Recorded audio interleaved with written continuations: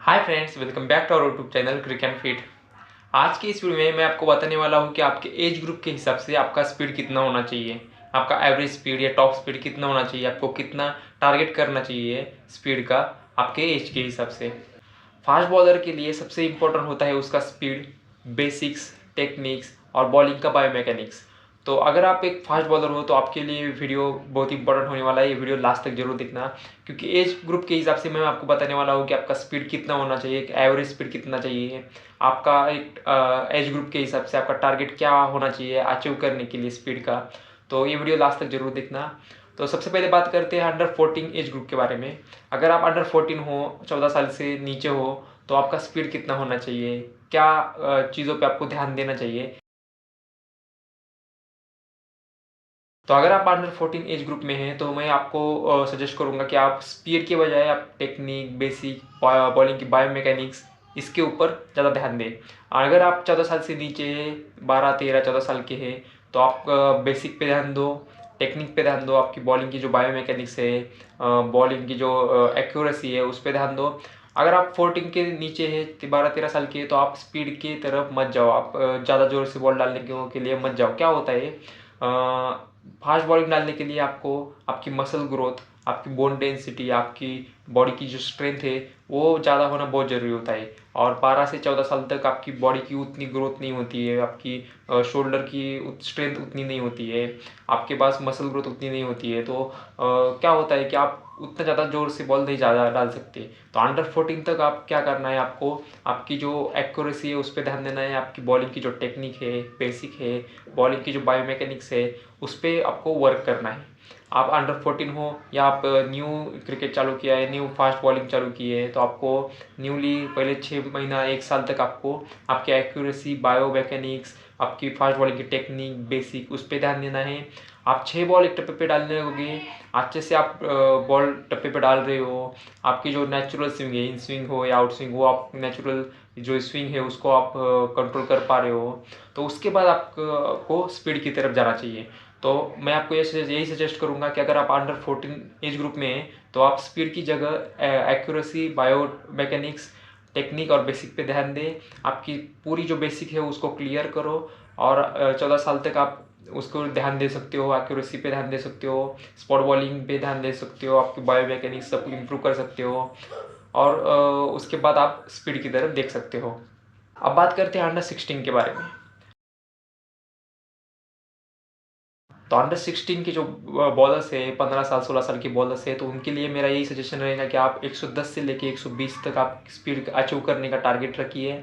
आपकी body growth अच्छी होती है, आपकी बोन डेंसिटी अच्छी होती है, आपकी शोल्डर की स्ट्रेंथ अच्छी होती है अंडर 16 के एज में। और आप अंडर 14 तक आपने बेसिक, टेक्निक, जो भी बॉलिंग की बायोमैकेनिक्स होती है उसको इम्प्रूव किया होता है, आपके एक्यूरेसी को आपने इम्प्रूव किया होता है।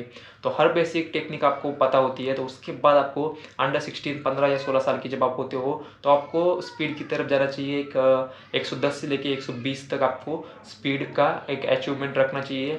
120 अगर आप अचीव करते हो स्पीड, तो बहुत ही अच्छा स्पीड होगा अंडर 16 के एज ग्रुप के हिसाब से। तो मैं आपको अंडर 16 के एज ग्रुप को मैं यही बोलूँगा कि जो भी 15 साल के, 16 साल के बच्चे हैं जो फास्ट बॉलर्स है, तो उनको यही कहूँगा कि आप एक 110 से लेके 120 तक टारगेट रखिए। 120 के ऊपर अगर आपका स्पीड जाता है तो आपका वो प्लस पॉइंट है। उसके बाद बात करते हैं अंडर 19 के लिए। वे अंडर 19 में आपकी बॉडी की ग्रोथ फुल्ली हो जाती है।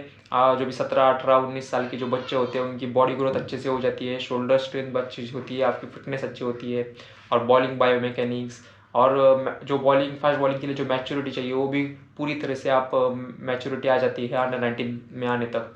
तो अंडर 19 के लिए मैं आपको बोलूँगा कि आपकी जो स्पीड होगी वो 125, 130 अगर आपकी स्पीड होगी, एवरेज स्पीड, तो ये बेस्ट स्पीड होगी आपके लिए। अगर आपको कोई टारगेट रखना है आपके अंडर 19, अगर आप अंडर 19 हो, आपको टारगेट रखना है एक स्पीड अचीव करने का, तो आपके लिए 130 एक बेस्ट स्पीड होगा अचीव करने के लिए अंडर 19 एज ग्रुप में। तो जो भी आपकी बायोमैकेनिक्स है, जो भी ड्रिल्स है, जो भी टेक्निक्स, बेसिक्स है, उसको फॉलो करो अच्छे से। और अंडर 19 एज ग्रुप के लिए जो भी 17 साल, 18 साल, 19 साल के जो फास्ट बॉलर्स है उनके लिए मैं ये कहूँगा कि आपको 125 से लेकर 130 तक का आपको टारगेट अचीव करना चाहिए। एक एवरेज स्पीड आपकी 130 के आसपास होनी चाहिए अगर आप एक अंडर 19 के फास्ट बॉलर्स हो।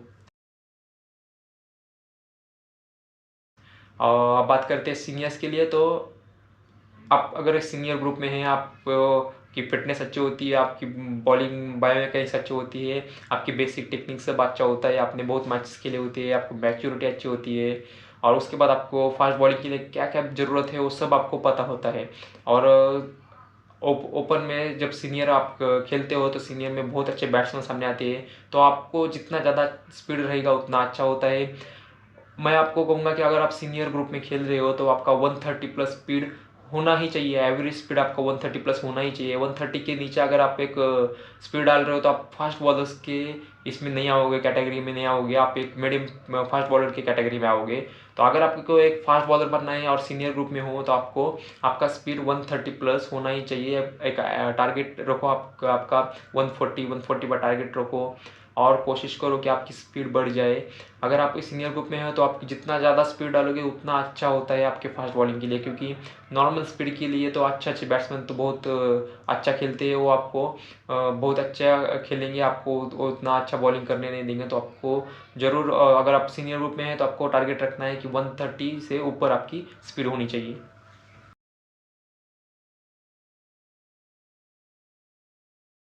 तो अंडर 14 के लिए आपकी स्पीड ज़्यादा मायने नहीं रखती है। अंडर 14 तक आप आपके बेसिक्स, टेक्निक्स, बायोमैकेनिक्स, बॉलिंग की जो भी टेक्निक है उस पर वर्क करो, एक्यूरेसी पे वर्क करो, बॉलिंग की जो भी नॉलेज है उसको लो।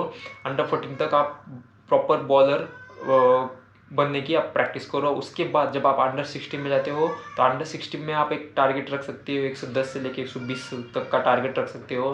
तब आपकी बॉडी ग्रोथ अच्छी होती है, बोन डेंसिटी अच्छी रहती है, शोल्डर स्ट्रेंथ अच्छी होती है।